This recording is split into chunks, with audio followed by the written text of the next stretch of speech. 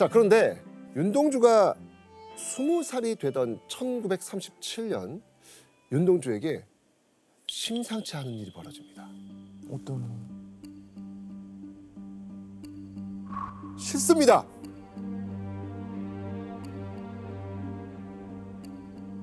평소 조용하고 어른들 말씀에 고분고분 순응하던 윤동주가 아버지가 한 말에 반발하면서 큰 소리를 낸 거예요. 게다가 물컵이 휙휙 날아다닐 정도로 집안이 발칵 뒤집혀진 겁니다, 지금. 어떤 일이길래? 윤동주의 아버지가 대체 무슨 말을 했길래 이런 일이 생겼을까요?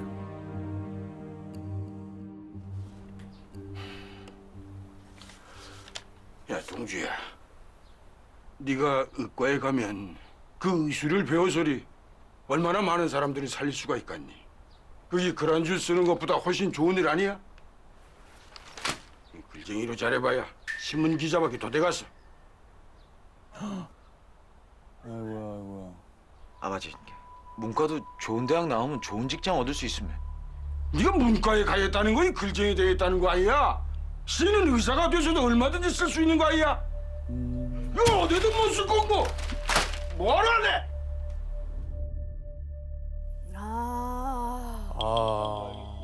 사실 윤동주는 본격적으로 시인이 되겠다고 결심한 이후 문학을 전문적으로 배울 수 있는 상급 학교에 진학하려고 했습니다. 그런데 윤동주의 아버지가 윤동주에게 의과에 가서 의사가 되라 라고 한 겁니다. 많이 들어봤던 그런 말 아니겠습니까? 저는 안 들어봤어요. 저도 안 들어요. 왜냐면 이게 저희 보면서 저 공감이 안 제발 되는데 공부해라 아니야? 제발 공부해라. 아 공부도 잘하셨구나. 네. 선택할 수 있는 게 있구나. 우리는 그냥 네. 건강하게 네, 진짜 건강하게 자랐습니다. 뭐라도 해라. 원하시는 착하게 대로 살아라. 세계가 다릅니다, 지금. 네. 네, 너무 달라요.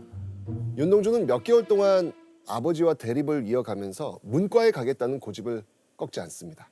심지어 윤동주는요, 아버지가 퇴근할 시간이 되면 어떻게 했을까요?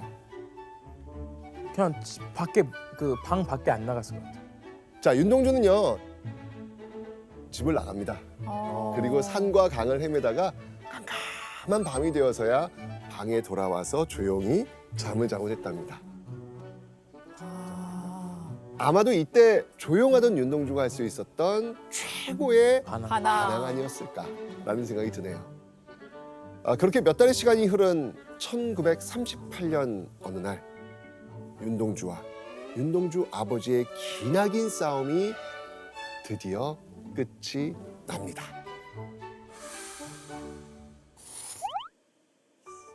문과 본과? 오. 자, 보셨습니까? 문과 윤동주. 윤동주가 원하던 대로 문과에 입학한 겁니다.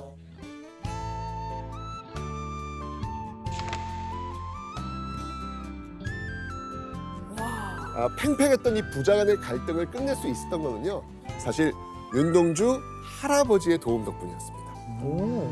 윤동주 할아버지가 정작 공부할 사람인 동주가 문과를 하겠다는데 그거 어찌하겠냐 라고 하면서 윤동주의 아버지를 설득해줬거든요. 그래서 결국 일제체의 심장과도 같은 경성으로 드디어 유학을 오게 됩니다. 근데 진웅 씨, 지금 이렇게 원하던 대로 이 연희 전문학교에 입학을 했는데 이때 기분은 어땠을까요? 그러니까요. 심지어 부모님의 반대를 무릅쓴 것도 있지만 아마 스스로도 좀 고민이 많았을 것 같아요. 이과에 진학하는 부모님 마음처럼 진리를 따라갈 것인지 아니면 진리를 따라갈 것인지 뭐 의사가 돼서 사람을 바꿀지 신이 돼서 세상을 바꿀지 고민을 하다가 한창 제일 좋을 나이에 자신의 선택으로 그 삶을 살게 됐으니까 누구보다도 행복하지 않았을까 싶습니다. 명동초는 북간도에서도 시골이란 말이죠. 그런 촌뜨기 학생이 경성에 왔으니 전혀 다른 세상이잖아요. 자본주의 발전 정도도 달랐고 또 일본이 지배하는 최고의 중심 공간인 경성에 일본이 엄청 많이 살았잖아요. 그죠. 한 번도 자신이 겪어보지 못했던 환경에서 윤동주는 경성 생활을 시작한다. 그런 과정에서 다양한 여러 지방에서 올라오는 친구들하고 마음껏 이야기해 볼 수 있는 새로운 세상이 열린 거죠. 근데 이때 동시에 합격한 사람도 있습니다. 자, 동시에 합격한 사람. 진웅 씨 누군지 아시죠? 헐. 송몽규. 네, 맞습니다. 바로 윤동주의 사촌이자 절친 그리고 라이벌. 바로 송몽규였습니다. 야, 또 같은 학교에 이렇게 또 들어갔네요. 자, 입학과 동시에 윤동주는 기숙사에 들어갑니다. 과거 생활하던 기숙사 핀슨홀의 모습인데요. 지금은 윤동주 기념관으로 탈바꿈되어서 연세대에 가시면 보실 수가 있겠습니다.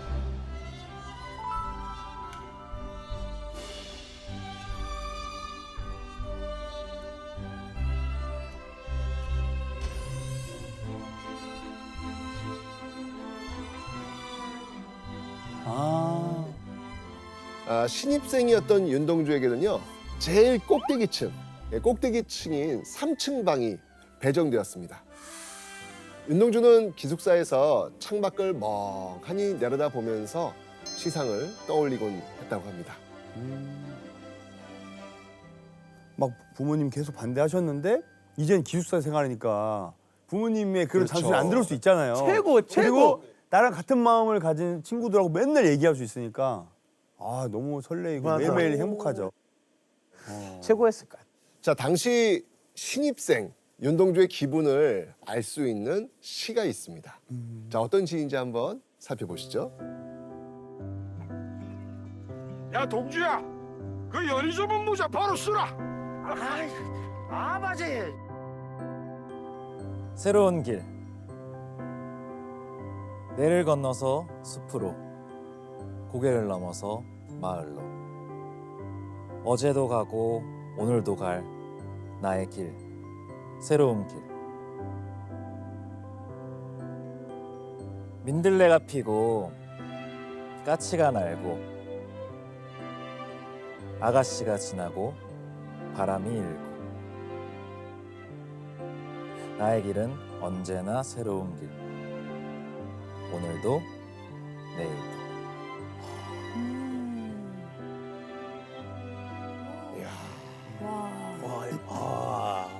설레이는데요, 그냥 이미 막 너무 신났어.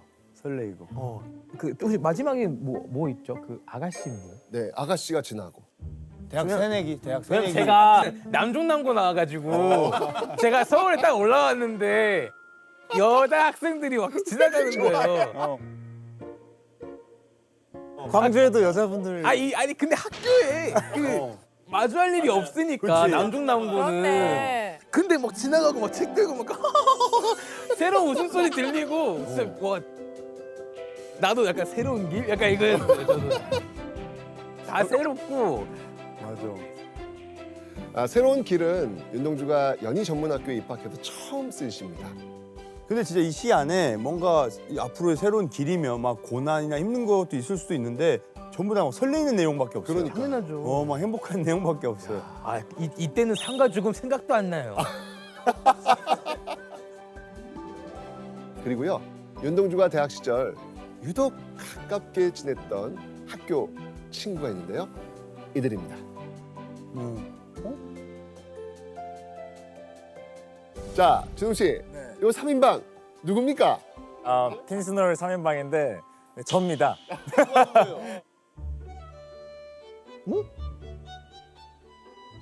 이제 윤동주 시인님이시고 송몽규님이시고 이제 제가 역할 맡았던 강처중님이십니다. 강철중이라고. 학교 다니기 힘들겠다.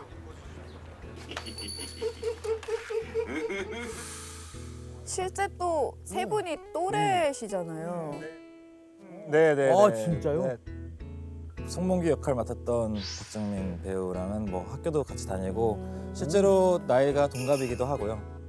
원래부터 친했던 사이였어가지고 이렇게 뭐 더할 나위 없이 좋았고 하늘이야 뭐 워낙 아시겠지만 뭐 인성 좋고 소문난 친구라 셋이서 또 다 같이 정말 의기투합해서 막 으쌰으쌰 공연하듯이 찍은 영화라 사이가 더 좋을 수밖에 없었고 분위기 좋았겠다. 감독님께서 지나가시는 말씀으로 아마 윤동주, 송몽규 인생에서 가장 빛나고 가장 행복했던 시간이 연희 전문일 때일 수도 있어. 말을 들었을 때 시대는 시대였지만 그 시대는 잊어버리고 화양연화를 어떻게든 지켜내려는 이렇게 다 같이 웃을 수 있는 분위기를 좀 만들려고 하다 보니까 아무래도 이렇게 기억하셨던 것처럼 제가 연기를 준비하지 않았나 싶습니다. 학업도 소홀히 하지 않았는데요. 윤동주가 모든 수업 중에서도 가장 열심히 들었던 수업이 있습니다. 바로 국어학자이자 연희 전문학교 교수였던 외솔 최연배의 우리말본 강의였습니다. 외솔 선생의 우리말본 강의를 들었을 때 우리는 얼마나 감격했고 또 영광스러웠고 연희 동산이 얼마나 고마운 곳인가를 뼈저리게 느꼈다. 동주가 얼마나 그 강의들을 열심히 들었는지 항상 앞자리에 앉던 동주의 모습이 지금도 눈에 선하게 떠오른다. 자, 우리말본은요. 국어의 문법을 모두 모은 오늘날의 국어사전 같은 책을 보면서 한글이 얼마나 우수한 언어인지 배우는 그런 시간이었습니다. 윤동주는 우리말본 수업을 열심히 들었을 뿐만 아니고요.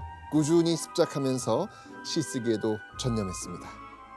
연희 전문학교에 입학한 그 해인 1938년 한 해 동안 아까 보셨던 새로운 길을 비롯해서 8편의 시, 그리고 5편의 동시, 그리고 한 편의 산문을 쭉쭉 써내려갑니다.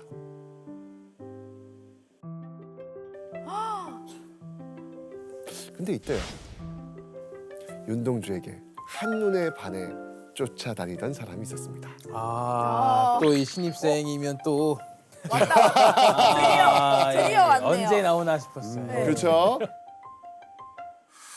오똑하게 솟은 콧날, 부리부리한 눈망울, 한 일자로 굳게 담은 입. 그는 한마디로 미남이었다. 우와, 그렇게 표현한다고? 투명한 살결, 날씬한 몸매, 단정한 옷 매무새. 이렇듯 그는 멋쟁이였다. 와, 완전 반했어. 아니 어떻게 그렇게 표현하지? 거의 뭐 콩깍지가 씌는. 자, 이 글을 쓴 인물이 윤동주를 어떻게 생각하고 있는지 느낌이 딱 오시죠? 네, 미남으로 생각하고 멋쟁이로 생각하고. 윤동주도요. 이 사람 아주 좋아했습니다. 뭔가 있었구나. 궁금하죠? 사실 있나요? 있습니다. 사진 드디어 공개합니다.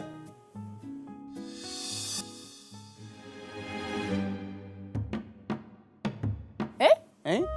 아, 뭐예요? 연희 전문학교 3학년 때 만난 후배이자 윤동주보다 5살 어렸던 정병욱입니다. 정병욱은 윤동주가 자신이 쓴 시에 대해 유일하게 조언을 받았던 후배입니다. 윤동주는 후배 정병욱과 가깝게 지내면서요. 시를 더욱더 활발하게 썼고요. 또 정병욱과 함께 시에 대해 많은 이야기를 나눴다고 하네요. 정병욱의 증언에 따르면요. 윤동주는요. 결코 남을 헐뜯는 말을 입 밖에 내지 않았다고 해요. 어떠한 경우에도. 그렇게 윤동주는요. 연희 전문학교에서 좋아하는 시를 쓰면서 사랑하는 사람들과 함께 즐거운 시절을 보냈습니다.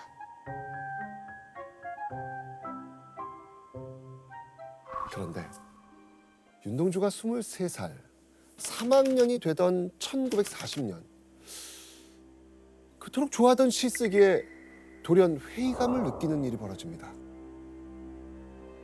뭐 왔나? 한국어 강의는 1940년 봄 학기부터 일본학이라는 과목으로 바뀌고 말았다. 결국 일제가 우리말을 쓰지 못하게 하는 와중에도 선교사가 세운 기독교 학교였던 연희 전문학교에서만큼은 꿋꿋하게 한국어 강의를 해왔거든요. 이제는 연희전문학교에서조차 자유롭게 우리말을 배울 수 없게 된 거죠. 너무 짜증났다. 37년에 일본이 중국 본토를 침략했단 말이죠. 근데 그 큰 중국과 전쟁을 하기 위해서 일본은 총동원이 필요했던 거죠. 조선에서 총동원을 하기 위해서 우리가 흔히 지금 이야기하는 한국 신민화 정책을 취할 수밖에 없었고, 조선 교육령을 통해서 일단 학교에서 우리말을 못 쓰게 하고 우리 역사를 못 가르치게 하고 그거를 대학교 과정에 적용한 게 1940년입니다. 그래서 조선어 강좌를 아예 없애고 천황에게 충성하는 조선인, 곧 일본인을 만드는 교육으로서의 고등교육을 위해서 조선어를 없앤 거죠. 문학도로서 우리 글을 쓰지 못한다는 건 곧 떠오르는 시상을 예리하게 표현할 길, 방법이 없어진다는 거죠. 격투기를 치면 제가 경기를 나가는데 네, 손 발 쓰지 말고 싸우라는 느낌이라 해야 그렇죠. 될까? 맞습니다. 모든 인생에 대해서 앞으로 막막해지는 느낌이. 자, 그래서 이맘때쯤 윤동주가 쓴 시가 있습니다.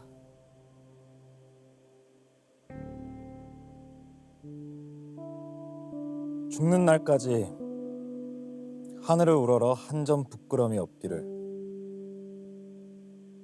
잎새에 있는 바람에도 나는 괴로워했다. 별을 노래하는 마음으로 모든 죽어가는 것을 사랑해야지. 그리고 나한테 주어진 길을 걸어가야겠다. 오늘 밤에도 별이 바람에 스치운다.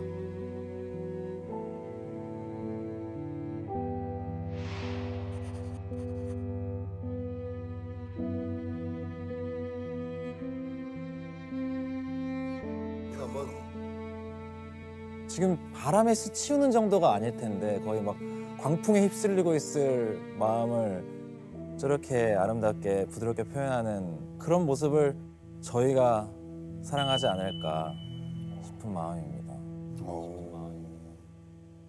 별을 노래하는 마음으로 모든 죽어가는 것들을 사랑해야지. 자, 여기서 별은 순수한 이상을 뜻한다고 볼 수 있겠습니다. 그런데 윤동주는 오늘 밤에도 별이 바람에 스치운다 라고 시를 마치고 있습니다. 그러니까 이상이 현실적 조건들의 그 위협받고 있는 그 암흑기, 이 암흑기를 지금 이런 식으로 표현하고 있는 것이죠. 그래서 점차 우리 민족을 압박해오는 일제의 횡포 속에서도 순수함을 지키고 한 점 부끄럼 없이 살고자 했던 윤동주의 다짐이 담겨 있다, 이렇게 해석을 하곤 합니다. 그래서 윤동주는요, 졸업을 앞두고 무언가를 준비하기 시작합니다. 바로 일본어가 아닌 우리말로 써내려간 시집을 내겠다고 한 겁니다.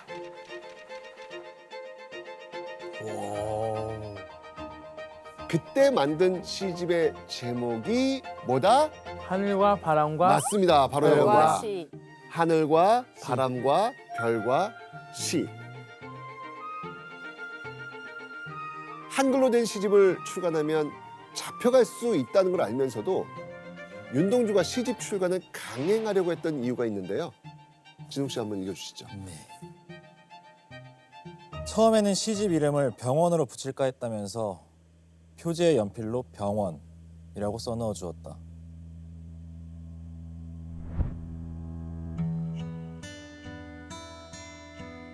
그 이유는 지금 세상은 온통 환자투성이기 때문이라 하였다.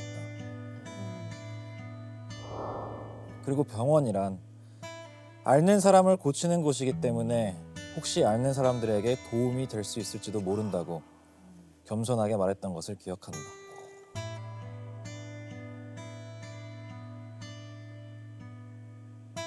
당시에는 지금처럼 매체가 많지 않았죠. 그래서 글을 쓰는 이 문인들의 영향력, 글의 힘이 굉장히 컸거든요. 윤동주는 나처럼 일제강점기라는 그 잔혹한 시대에 살면서 아파하고 있는 사람들, 그 사람들을 내시로 좀 위로해 줄 수 있지 않을까라고 생각을 했던 거예요. 그러니까요. 근데 약간 그런 생각도 들었어요. 아, 나는 이 길을 걸어가겠다. 나름의 독립운동을 하겠다. 본인의 그런 결연한 의지를 약간 표현하는 게 아닐까. 맞아요. 윤동주는요, 완성된 시집을 들고 가장 먼저 평소 사상적으로 존경하던 이양하 교수를 찾아갑니다. 그런데 시집 내지 마라, 청천명력 같은 교수님의 말에 윤동주는 깜짝 놀라고 맙니다. 교수님, 이양하 교수님께서 왜 윤동주 시인의 시집을 반대한 거예요? 조선어로 된 시집을 낸다? 그건 총독부로서는 용납할 수 없는 거고 그럼 교수님의 입장에서 미래가 보이는데 어떻게 그걸 합니까? 보호 차원에서. 결국 윤동주는 시집 출판이 좌절되고 정말 크게 낙담을 했다고 합니다. 결국 미리 제본해둔 세 권의 시집 중에서 한 권은 윤동주 자신이 가집니다. 그리고 남은 한 권의 시집, 윤동주가 너무나도 아끼던 후배 정병욱에게 선물을 합니다.